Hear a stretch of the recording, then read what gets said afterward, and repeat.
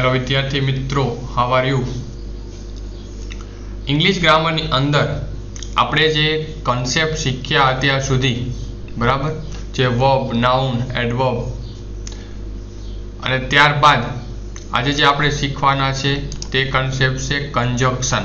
શું શીખવાના છે? કંજક્શન.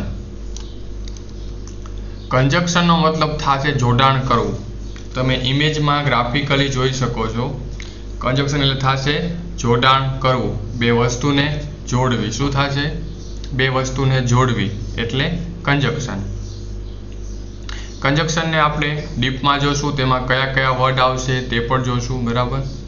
અને સૌથી મોટી વાત, કંજક્શન પરીક્ષામાં પૂછાય છે. ધ્યાનથી સાંભળજો અને ધ્યાનથી સમજજો. અને ખાસ આ જે કાંઈ પણ શીખીએ છીએ તેની PDF ફાઇલ આપણે ટેલિગ્રામની અંદર કે ઇન્સ્ટિટ્યૂટ રાજકોટ નામનું જે ગ્રુપ છે તેમાં અપલોડ કરવામાં આવશે. તો આજે આપણે કંજક્શનની શરૂઆત કરીએ છીએ. કંજક્શનને ગુજરાતીમાં કહેવાય છે સંયોજક. શું કહેવાય છે? સંયોજક. એને કહેવાશે સંયોજક. અને તેની વ્યાખ્યા જોઈએ. તેની વ્યાખ્યા જોઈએ કે જે શબ્દો, બે શબ્દો, વાક્યાંશ અને વાક્યોને જોડવાનું કામ કરે. જે શબ્દો, બે શબ્દો, વાક્યાંશો અને વાક્યોને જોડવાનું કામ કરે તેને કંજક્શન કહેવાય. શું કહેવાય છે? તેને કંજક્શન કહે છે. કંજક્શન એટલે સંયોજકો જે અલગ અલગ વાક્યોને જોડવાનું કામ કરે છે, બરાબર, અને તેમની વચ્ચેનો સંબંધ પ્રસ્થાપિત કરે છે. કંજક્શન એટલે કે જે બે, ઇન શોર્ટ કહીએ તો બે અલગ અલગ વાક્યો છે. આપણું વાક્ય પહેલું અને વાક્ય બીજું, જે બંને વાક્યને જોડવા હોય, બરાબર, બંને વાક્યોને જોડવા હોય. ફોર એક્ઝામ્પલ, ઇમેજથી સમજીએ. આપણું વાક્ય એક છે, આ વાક્ય બે છે. હવે બંને વાક્યને આપણે શું કરવા છે? જોઈન કરવા. શું કરવા છે? જોઈન કરવા. તો એ જોઈન કરવા માટે વપરાશે કંજક્શન. શું વપરાશે? કંજક્શન વાપરવામાં આવશે.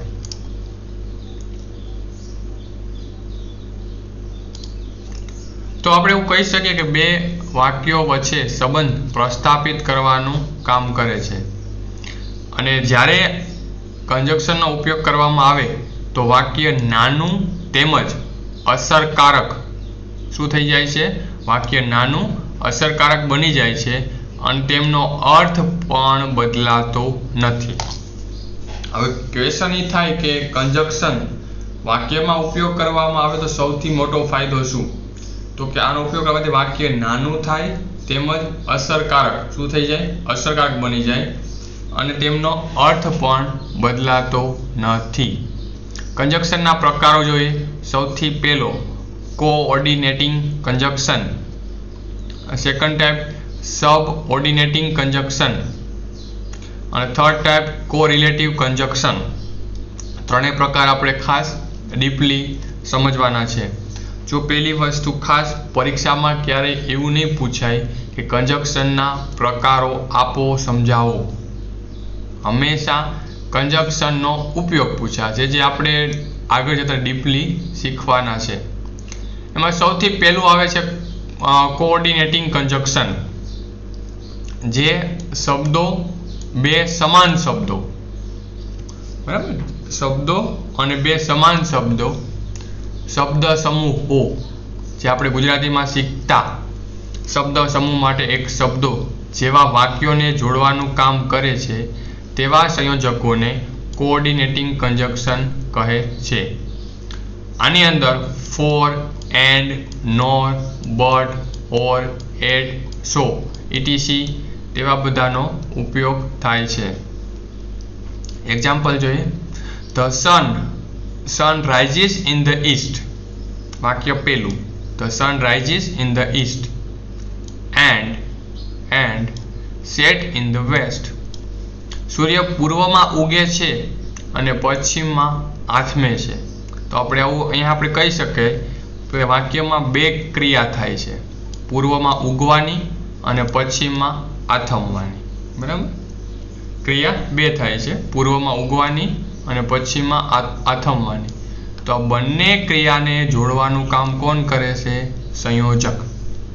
અને જે આવા સંયોજક હોય તેને કહેવાય છે કોઓર્ડિનેટિંગ કંજક્શન. અને આની અંદર કોનો ઉપયોગ થાય છે એના માટે એક શોર્ટકટ કી છે ફેનબોયસ. શું છે? ફેનબોયસ. તેમાં F એટલે થશે ફોર, A એટલે થશે એન્ડ, I એટલે થશે નોર, B મતલબ બટ, O મતલબ ઓર, Y મતલબ એટ અને S મતલબ સો. બરાબર. બાકી આગળ બધી વસ્તુ આપણે ડીપમાં શીખવાના છે. તો કોઓર્ડિનેટિંગ કંજક્શનમાં આવશે for, and, nor, but, or, yet, so. Shortcut key fanboys ઉપયોગ થશે. અને સેકન્ડ આવે છે સબ કોઓર્ડિનેટિંગ કંજક્શન. જે શબ્દો એકબીજા પર આધારિત હોય તેવા શબ્દ સમૂહો અને વાક્યને જોડવાનું કામ કરે છે તેને સબઓર્ડિનેટિંગ કંજક્શન કહે છે. જે શબ્દો એકબીજા પર આધારિત હોય, જોડાયેલા હોય તેવા શબ્દ સમૂહો અને વાક્યોને જોડવાનું કામ કરે છે તેને સબઓર્ડિનેટિંગ કંજક્શન કહે છે. આની અંદર if, since, as, when, although, while, after, before, until, because, that તેવા શબ્દોનો ઉપયોગ થાય છે. આપણે એક એક્ઝામ્પલથી જોઈએ. He was so tired that he could hardly stand. તે એટલો થાકી ગયો હતો કે તે માંડ ઊભો રહી શક્યો. વાક્ય 2 છે. થાકી જવાની ક્રિયા અને ઊભું રહેવાની ક્રિયા બંનેને જોડવા માટે તે અને ઇંગ્લિશમાં ધેટ સંયોજક વપરાય છે અને આવા સંયોજકોને સબઓર્ડિનેટિંગ કંજક્શન કહેવામાં આવે છે. અને આની અંદર if, since, as, when, although, while, after, before, until, because એવા બધા કંજક્શનનો ઉપયોગ થાય છે. Third, કોરિલેટિવ conjunction. બે શબ્દોના એવા જોડ કે વાક્યોને જોડવા માટે હોય તેમાં બંને વાક્યોનું મહત્વ એક સમાન હોય તેને કોરિલેટિવ કંજક્શન કહે છે. બરાબર. કોરિલેટિવમાં ખાસ યાદ રાખજો, બે શબ્દોના એવા જોડ કે વાક્યો જોડવા માટે હોય તેમાં બંને વાક્ય અલગ હોય તેનું મહત્વ શું હોય? સમાન હોય. તેનું ઇમ્પોર્ટન્ટ શું હોય? સમાન હોય. તેને કોરિલેટિવ કંજક્શન કહેવાય છે. Example hardly, when, such, that, whether, or, so that, as, both and, rather than, etc. મતલબ કહી શકાય આની અંદર hardly, when, such, that, whether, or, so that, as, both and, rather than જેવા શબ્દો ઉપયોગ થાય છે. આગળ ડીપમાં ભણવાના જ છે આજે જ. I am fine either Monday or Tuesday. મને સોમવારે અથવા મંગળવારે ઠીક છે. તો અહીંયા સોમવારે અથવા મંગળવારે જે મતલબ બંને જે અલગ વાર છે વાક્યનું મહત્વ શું હોય છે? સેમ હોય છે. અને સોમવારે પણ ઠીક છે અને મંગળવારે પણ ઠીક છે. બરાબર. તો ત્યાં વાક્યનું મહત્વ સરખું થઈ જાય છે. અને આ વાક્ય આ રીતે પણ બને. I am fine Monday, I am fine Tuesday. બંને જોઈન્ટ કરવું છે. I am fine either Monday or Tuesday. તો જે આવા કંજક્શન માટે આઈધર ઓર જે શબ્દ વપરાય છે તેને કોરિલેટિવ કંજક્શન કહેવામાં આવે છે. અને કોરિલેટિવ કંજક્શનની અંદર જે મેં આગળ વાત કરી તે જ રીતે hardly, when, such, that, neither nor, whether or, as, rather than, scarcely, when, both and, not only but also, either or, so as જેવા અલગ શબ્દો વપરાય છે. ટૂંકમાં જે આજે આપણે કંજક્શન શીખ્યા તેની ફટાફટ રિવાઇઝ કરાવું છું. બરાબર. Types of conjunction in English 3 types આપણે વાત કરી. એમાં સૌથી પહેલું હતું કોર્ડિનેટિંગ કંજક્શન, જે મેં આગળ એક્ઝામ્પલ સાથે એક સમજાવ્યું હતું. હમણાં આપણે ડીપમાં ભણવાના છે. બીજી ટાઈપ હતી સબ કોર્ડિનેટિંગ કન્જક્શન અને થર્ડ હતું કોરિલેટિવ કન્જક્શન. ત્રણ ટાઈપનું જસ્ટ ખાલી આપણે બેઝિક ઓવરવ્યૂ જોયું. અહીંયા કન્જક્શન પૂર્ણ નથી થતું, પણ શું ત્રણેયનું આપણે માત્ર બેઝિક ઓવરવ્યૂ જોયું. હવે બધા કન્જક્શનને આપણે ડીપલી ભણીએ છીએ, બરાબર. તો સૌથી પહેલાં સ્ટાર્ટ કરીએ છીએ કોર્ડિનેટિંગ કન્જક્શન. તેની અંદર સૌથી પહેલાં આવે છે ફોર. શું આવે છે? ફોર. વાક્યની શરૂઆતમાં કે વચ્ચે આવે છે. ફોર ક્યાં આવે? ક્યાં તો વાક્યની શરૂઆતમાં આવે અથવા વચ્ચે આવે. અને અચોક્કસ સમય અથવા સમયગાળો દર્શાવતા શબ્દોની આગળ પણ આવે છે. એક તો ફોર વાક્યની શરૂઆતમાં પણ આવે અને વચ્ચે પણ આવે, બરાબર. જે કોઈ એવો સમયગાળો જે ફિક્સ ન હોય તે દર્શાવવા માટે તે શબ્દોની આગળ આવે છે. I have waited at the station for 5 hours. મેં સ્ટેશન પર 5 કલાક રાહ જોઈ. અહીંયા જોઈ શકો છો કે 5 કલાક જે સમયગાળો છે તેને દર્શાવવા માટે ફોર કન્જક્શન વપરાય છે. તો મતલબ તે એક સમયગાળો દર્શાવે છે, 5 કલાકનો સમયગાળો સ્ટેશન પર વેટ કરવા માટે. No one spoke for long time. લાંબા સમય સુધી કોઈ બોલતું ન હતું, બરાબર. તો એ જે લાંબો સમય છે તે દર્શાવવા માટે ફોર કન્જક્શન વપરાય છે. અને ફોર કન્જક્શન વાક્યની વચ્ચે પણ આવે અને વાક્યની શરૂઆતમાં પણ આવી શકે છે. ફોર બાદ એન્ડ. ફોર બાદ શું આવે છે? એન્ડ કન્જક્શન આવે છે. કોઈ વસ્તુમાં કંઈક ઉમેરો કરવા માટે આ શબ્દનો ઉપયોગ થાય છે તે વાક્યની વચ્ચે આવે છે. કોઈ વસ્તુમાં કંઈક ઉમેરો કરવા માટે આ શબ્દનો ઉપયોગ થાય છે. કોઈ વાક્ય છે એમાં કંઈક ઉમેરવું છે, એડ કરવું છે, તેના માટે એન્ડ કન્જક્શન આવે છે. અને બીજી રીતે જોઈએ તો તે બે જુદી વસ્તુ કે ક્રિયાઓને જોડે છે. તે બે જુદી વસ્તુ અથવા ક્રિયાઓને જોડે પણ છે. એન્ડ કન્જક્શનનો ઉપયોગ બે રીતે થશે: વાક્યમાં કંઈ ઉમેરવા માટે અને બે વસ્તુ અથવા ક્રિયાઓને જોડવા માટે. I take milk and sugar in my T. હું મારી ચામાં દૂધ અને ખાંડ નાખું છું. તો આમાં આ વાક્યને સમજવું હોય તો આપણે એવું સમજી શકીએ કે એક ક્રિયા એવી છે દૂધ નાખવું, બીજી ક્રિયા શું છે? ખાંડ નાખવી. કોની અંદર? ચામાં. તો બે જે ક્રિયાઓને જોડે પણ છે.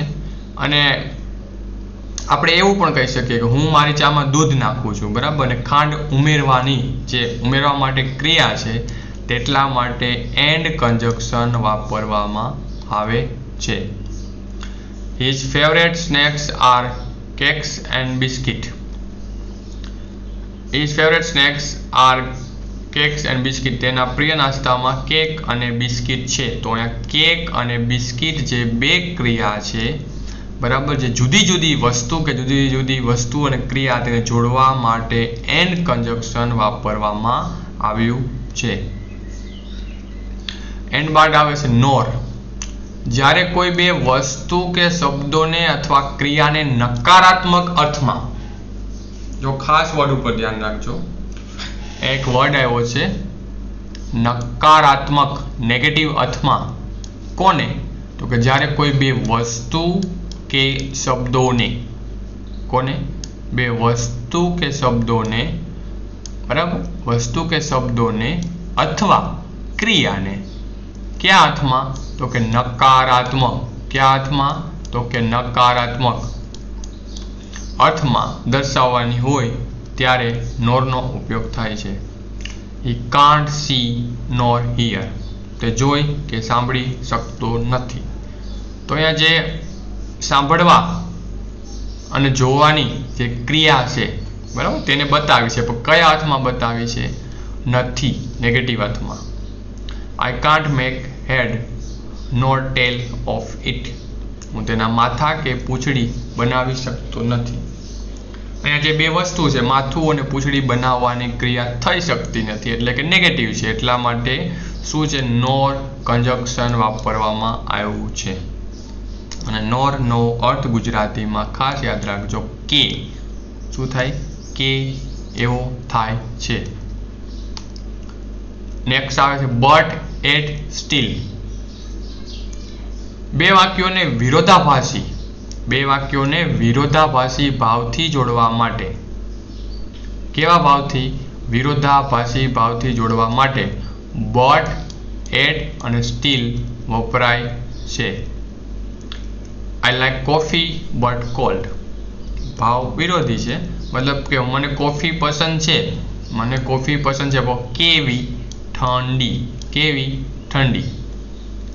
મતલબ કોફી ગરમ હોય છે, પણ શું છે? ઠંડી દર્શાવી બટ કન્જક્શનનો ઉપયોગ કરી વિરોધાભાસી ભાવ દર્શાવે છે. His driving is good at he should be careful. તેનું ડ્રાઇવિંગ સારું છે તો પણ તેને કાળજી રાખવી જોઈએ છે. મતલબ ડ્રાઇવિંગ સારું અને જે કાળજી રાખવાની વાત છે બંને વચ્ચે કેવો ભાવ છે? વિરોધી ભાવ છે. એટલા માટે એડ વાપરવામાં આવે છે. તો ખાસ જોજો બટ, એડ અને સ્ટીલ, બરાબર, બે વાક્યોનો વિરોધાભાસી ભાવ દર્શાવવા માટે. નેક્સ્ટ આવે છે ઓર. પસંદગી અથવા વિકલ્પ દર્શાવવા તેનો ઉપયોગ થાય છે. પસંદગી અથવા વિકલ્પ દર્શાવવા માટે તેનો ઉપયોગ થાય છે. અને આ શબ્દ વાક્યની વચ્ચે આવે. ક્યાં આવે છે? વચ્ચે. જો ખાસ યાદ રાખજો, ઓર એટલે કોઈ પણ વાક્યમાં આપણે જે બે વસ્તુઓ છે તેમાંથી એકની પસંદગી કરવાની હશે, અથવા જ્યારે કોઈ પણ આપણે વિકલ્પ પ્રેઝન્ટ કરવાનો છે ત્યારે ઓરનો ઉપયોગ થાય છે. અને આ શબ્દ વાક્યની વચ્ચે આવે છે. Can you help us or not? તમે અમને મદદ કરી શકો કે નહીં? બરાબર, અહીંયા મદદ કરવી અને ન કરવી તેનો વિકલ્પ છે. શું છે? Can you help us or not? તમે અમને મદદ કરી શકો કે ન કરી શકો? મતલબ મદદ કરવી અને ન કરવી તે બે વિકલ્પ દર્શાવ્યા છે, તેટલા માટે ઓર કન્જક્શન વાપરવામાં આવ્યું છે. Do you like T or coffee? અહીંયા ચા અને કોફીની પસંદગી આપવામાં આવી છે, એટલા માટે ઓર કન્જક્શન થશે. ત્યારબાદ જોઈએ તો સો, ધેરફોર, ધેટ્સ વાય, બીકોઝ. બધાનો મતલબ જ્યારે કોઈ ક્રિયા આધારિત પરિણામ દર્શાવવાનું હોય, મતલબ જો ખાસ યાદ રાખજો, અહીંયા વાક્યમાં કોઈ ક્રિયા આવશે અને ક્રિયાના આધારે જે પરિણામ આવશે તે દર્શાવવું હોય ત્યારે વાક્યની આગળ સો, ધેરફોર, ધેટ્સ વાય, બીકોઝ વાપરવામાં આવે છે. જ્યારે કોઈ ક્રિયા આધારિત પરિણામ દર્શાવવાનું હોય ત્યારે વાક્યની આગળ સો, ધેરફોર, ધેટ્સ વાય, બીકોઝ આવે છે. She danced well, so she got the first prize. તેણીએ સારું નૃત્ય કર્યું, મતલબ ક્રિયા પહેલી થઈ. She got the first prize. તેના પરિણામ સ્વરૂપે શું થયું? તો કે તેને પ્રથમ નંબરનો પુરસ્કાર મેળવ્યો. તો જે પહેલી ક્રિયાનું પરિણામ શું છે? બીજી ક્રિયા, એટલા માટે સો પ્રીપોઝિશન વાપરવામાં આવે છે. સોરી, કન્જક્શન, નોટ પ્રીપોઝિશન, કારણ કે આપણે લાસ્ટ 2-3 દિવસથી પ્રીપોઝિશન શીખીએ છીએ, એટલા માટે માઇન્ડમાં પ્રીપોઝિશન આવી ગયું. Next, Dhoni was captain, therefore India won the match. તો ધોનીના કેપ્ટન હોવાના પરિણામ રૂપે ભારત મેચ જીત્યું, એટલા માટે ધેરફોર કન્જક્શનનો ઉપયોગ થાય છે. ત્યારબાદ નેક્સ્ટ આવે છે ઇફ. કોઈ શરત દર્શાવે છે અને હકાર અર્થ દર્શાવે છે. કોઈ શરત હશે પણ કેવી હશે? હકારના અર્થમાં. ખાસ યાદ રાખજો, મતલબ જ્યારે ઇફ વાક્યમાં વાપરવામાં આવે ત્યારે કોઈ શરત દર્શાવવામાં આવી હશે અને તે પણ હકાર અર્થમાં. તેની સાથેનું વાક્ય જે મતલબ વાક્યમાં જે પહેલું વાક્ય હશે કેવું હશે? સાદા વર્તમાન કાળનું. એટલે કોઈ એવી ક્રિયા હશે જે ડેઈલી થતી હશે. અને પછીનું વાક્ય સાદા ભવિષ્ય કાળનું હશે. બરાબર, વાક્ય જો ખાસ યાદ રાખજો, જ્યારે ઇફ વાપરવામાં આવે તો ત્યારે કોઈ પણ શરત અને તેનો અર્થ કેવો? હકાર. બે વાક્ય હશે. તેની સાથેનું જે વાક્ય હશે ને તે કેવું હશે? સાદા વર્તમાન કાળનું, ડેઈલી યુઝ થતી ક્રિયા માટે. અને પછીનું વાક્ય કેવું હશે? સાદા ભવિષ્ય કાળનું, જે આગળ થવાની હશે ક્રિયા તે. અને ઇફ વાક્યની શરૂઆતમાં પણ આવે અને વચ્ચે પણ આવે. ઇફ ક્યાં આવે? વાક્યની શરૂઆતમાં પણ આવે અને વચ્ચે પણ આવે. If you exercise every day you will be healthy. તમે દરરોજ કસરત કરશો. સાદો વર્તમાન કાળ. You will be healthy. તમે તંદુરસ્ત બનશો. સાદો ભવિષ્ય કાળ. મતલબ કે જો અહીંયા કસરત કરવાની, એક્સરસાઇઝ કરવાની શરત છે અને આ શરત તમે જો પોઝિટિવલી પૂર્ણ કરો તો you will be healthy. You will be healthy. તેટલા માટે ઇફ કન્જક્શન વાપરવામાં આવશે. We will win the match if Dhoni hit century. જો ધોની સદી ફટકારે તો આપણે મેચ જીતી જઈશું. બરાબર, તો we will win the match if Dhoni hit century. તો અહીંયા બે ક્રિયા છે. બરાબર, જો મતલબ ધોની 100 રન કરે, ધોની સદી ફટકારવાની ક્રિયા પૂર્ણ કરે, તે શરત જે ફૂલફિલ થાય તો જ આપણે મેચ જીતી શકીએ. એટલા માટે શરતને પોઝિટિવ બતાવે છે. એટલા માટે ઇફ કન્જક્શન વાપરવામાં આવે છે. ત્યારબાદ આવે સિન્સ, એઝ, બીકોઝ. જો કોઈ કારણસર કોઈ વસ્તુ કે ક્રિયા થઈ તેવું દર્શાવવા માટે, ખાસ યાદ રાખજો, કોઈ કારણસર કોઈ વસ્તુ કે ક્રિયા થઈ તેવું દર્શાવવા માટે સિન્સ, એઝ, બીકોઝ કન્જક્શન વાપરવામાં આવશે. મતલબ ખાસ યાદ રાખજો, એનું કોઈ કારણ હશે, કોઈ ક્રિયા થાય પણ એનું કોઈ કારણ હશે. એનું કારણ છે તે દર્શાવવા માટે સિન્સ, એઝ અને બીકોઝ કન્જક્શન વપરાશે. You caught the bus. તે બસ પકડી કારણ કે યુ રન ફાસ્ટ. મતલબ તું ઝડપથી દોડ્યો ને એટલા માટે તે બસ પકડી શકે. મતલબ અહીંયા તમે જોઈ શકો કે બસ પકડવાનું કારણ ઝડપથી દોડવાનું છે તેટલા માટે, કારણ કે, અને સિન્સ, જેને અંગ્રેજીમાં સિન્સ કહેવાય, તે કન્જક્શન ઉપયોગ થાય છે. He became PSI because he worked hard.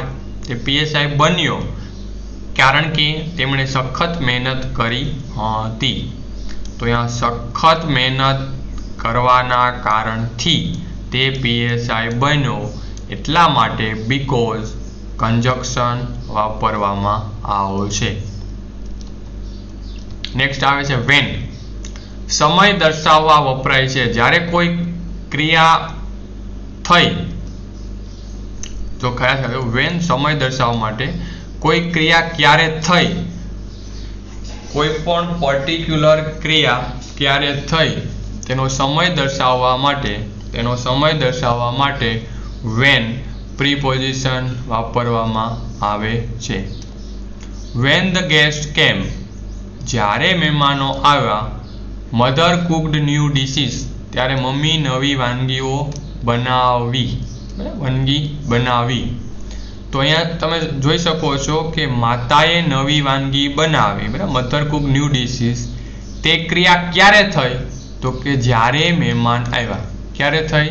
જ્યારે મહેમાન આવ્યા. તો અહીંયા જે મહેમાન આવવાની ક્રિયા થઈ પછી મમ્મીએ નવી ડીશ બનાવી. બરાબર, તો મહેમાન આવવાની ક્રિયાને લીધે મમ્મીએ નવી ડીશ બનાવી મહેમાનને જમવા માટે. બરાબર, તો એટલા માટે શું વપરાશે? વેન કન્જક્શન વાપરવામાં આવશે. When he saw me I was playing chess, જ્યારે તેણે મને જોયો ત્યારે હું ચેસ રમી રહ્યો હતો. તો અહીંયા શું છે, મને જોવાનું અને ચેસ રમવાની બે ક્રિયા છે, બરાબર. અને ક્રિયા, જોવાની ક્રિયા ક્યારે થઈ, તો કે હું જ્યારે ચેસ રમી રહ્યો હતો, એટલા માટે વેન કન્જક્શન વાપરવામાં આવશે. ત્યારબાદ નેક્સ્ટ આવે though, although, even though, even if.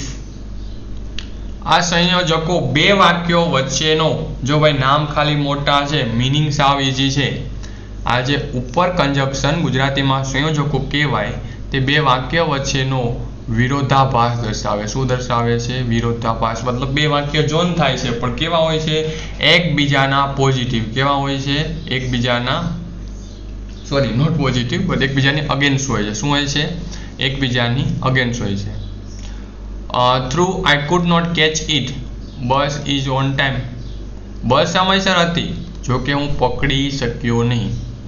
અહીંયા બસ સમયસર હોવાનું અને મારું પકડી ન શકવાનું, તે ક્રિયા શું દર્શાવે છે? ઓપોઝિટ, વિરોધાભાસ. તો શું આવશે? થ્રુ આવશે. Although he did lots struggle, Amitabh is good actor. અહીંયા અમિતાભ સારો એક્ટર હોવા છતાં તેણે ખૂબ સંઘર્ષ કર્યો, બરાબર. બે વસ્તુ કેવી છે? સારો એક્ટર છે છતાં ખૂબ સંઘર્ષ કર્યો, તો તેના માટે અલ્ધો ગુજરાતીમાં છતાં કન્જક્શન વાપરવામાં આવે છે. નેક્સ્ટ આવે છે while as. સમયનું સૂચન કરવા કે દર્શાવવા માટે, સમયનું સૂચન કરવા કે દર્શાવવા માટે while as વપરાય છે. ચાલુ વર્તમાન કાળ કે ચાલુ ભૂતકાળના વાક્યમાં તેનો ઉપયોગ થાય છે, બરાબર. કોઈ સમય દર્શાવવા માટે, સમયનું સૂચન કરવા માટે આનો ઉપયોગ ક્યાં થાય છે? ચાલુ વર્તમાન કાળ કે ચાલુ ભૂતકાળમાં. He reached at station. તે સ્ટેશન પહોંચ્યો.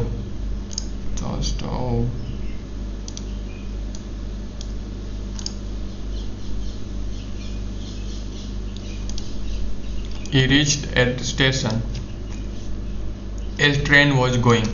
તે સ્ટેશન પહોંચ્યા ટ્રેન જઈ રહી હતી, બરાબર. તો અહીંયા તમે જોઈ શકો છો એક સમય દર્શાવે છે. શું દર્શાવે છે? એક સમય કે ટ્રેન જઈ રહી છે તેનો સમય દર્શાવે છે, એટલા માટે શું આવશે? એઝ કન્જક્શન વપરાય છે. Same example, he saw me while I was playing chess. હું જ્યારે ચેસ રમી રહ્યો હતો ત્યારે તેણે મને જોયો, બરાબર. તો અહીંયા ચેસ રમવાની, બરાબર, ચેસ રમતી વખતે તે જોયો, તે સમય દર્શાવે છે. શું દર્શાવે છે? સમય, મતલબ કે ચેસ રમવાનો સમય, એટલા માટે while કન્જક્શન વપરાય છે. ઓકે વિદ્યાર્થી મિત્રો, અત્યાર સુધી એટલું રાખીએ છીએ. આ તો આપણો કન્જક્શનનો પાર્ટ 1, અને આવતીકાલે આપણે પાર્ટ 2 ની અંદર આગળના કન્જક્શન શીખશું. આ પીપીટીમાં જો તમને કોઈ પણ ક્વેરી, ડાઉટ, ક્વેશ્ચન હોય તો નીચે કમેન્ટ બોક્સમાં આપજો. હું શ્યોરલી તમને એનો આન્સર આપીશ.